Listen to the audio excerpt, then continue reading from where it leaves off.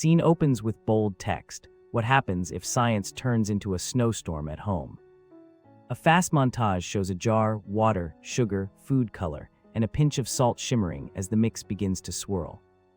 A step-by-step reveal shows sugar crystals forming through gentle heat and cooling, creating a sparkling frozen frost. The moment shines as the colors lock into vivid stripes like a mini aurora within the glass and glow softly under UV light. The final shot captures glowing frost and a curious kid watching in awe.